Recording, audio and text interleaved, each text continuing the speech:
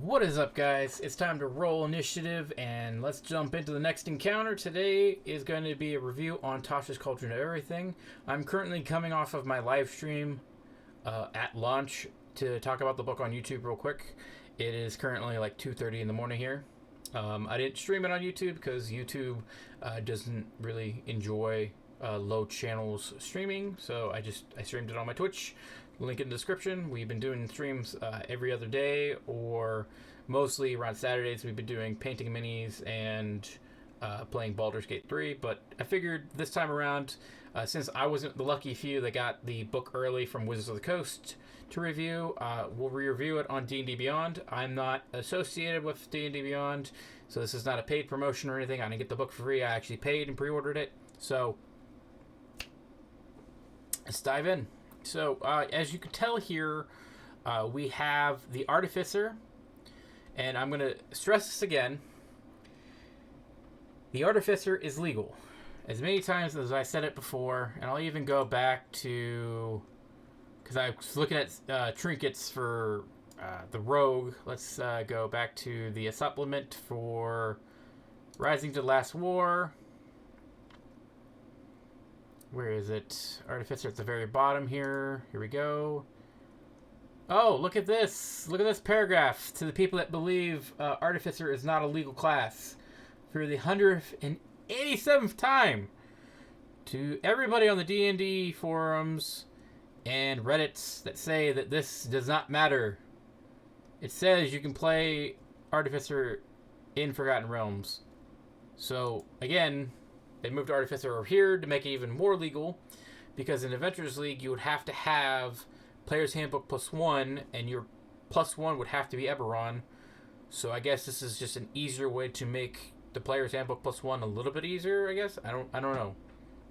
So if you don't know, this is basically Xanathar's Guide to Everything 2.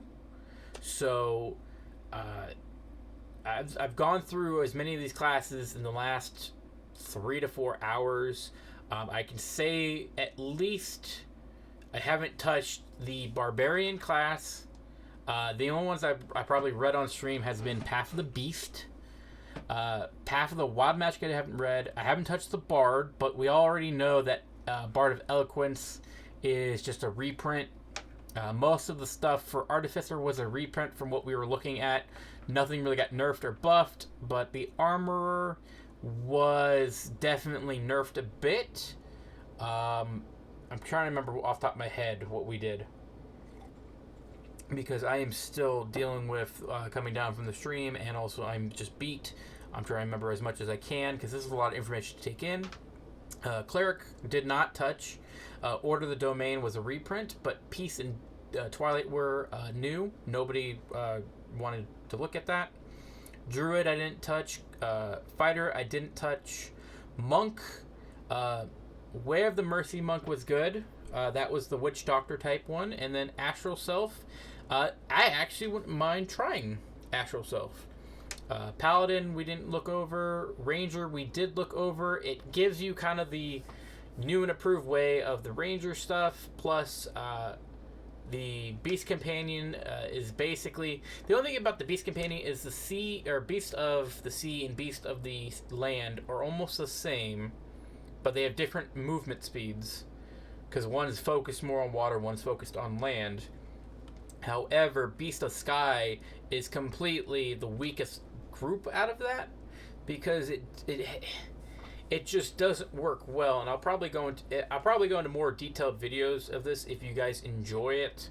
I did go into some detailed stuff during the stream, but I know everybody and their mom is reviewing this, so it's up to you guys if you guys want me to make more content on that on Tasha's Cauldron, because I'll do that for like a week or so. Just pump these out real quick as fast as I can. Rogue, Phantom Rogue wasn't bad. Soul Knife is basically, what was that one character? Psylocke from, that's the one thing I could relate to, was I was pulling a lot of X-Men characters up too.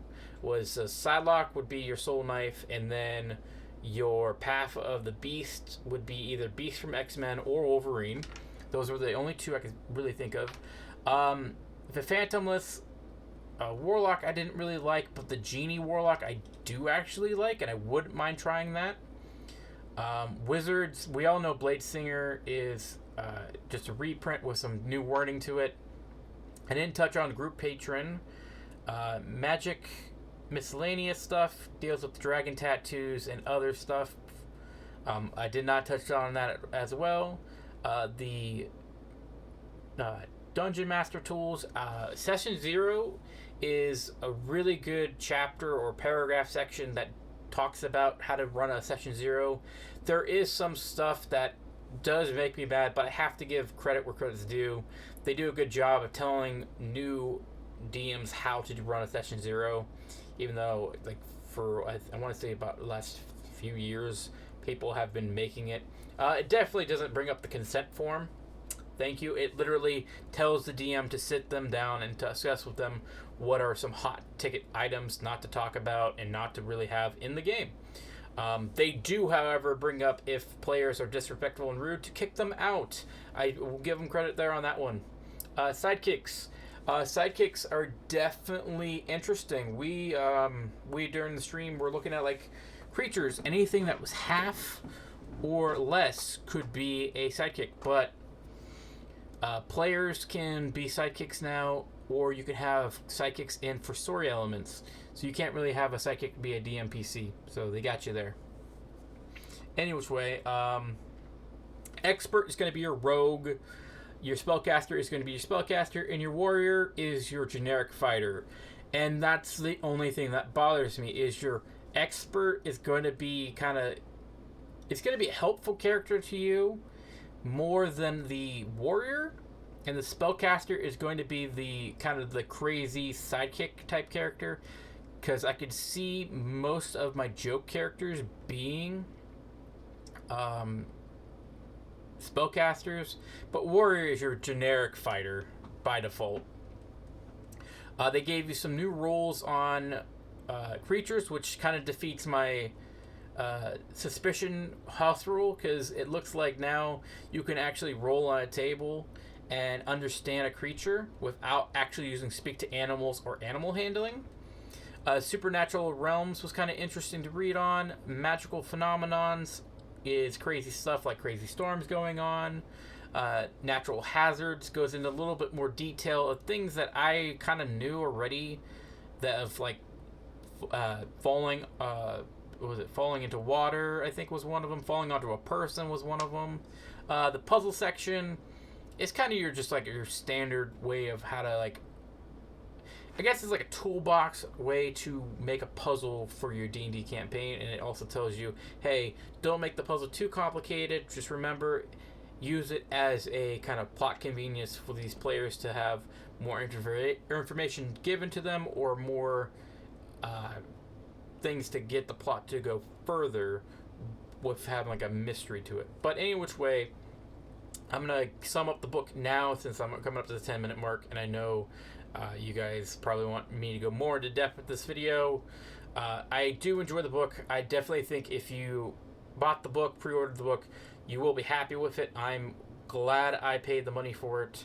It is a phenomenal book, but I didn't really have to say much about it because everybody already knows that. Everybody and their mom is going to be reviewing this. So, all in all, thank you guys for tuning in. Hit the subscribe button to roll for the next initiative.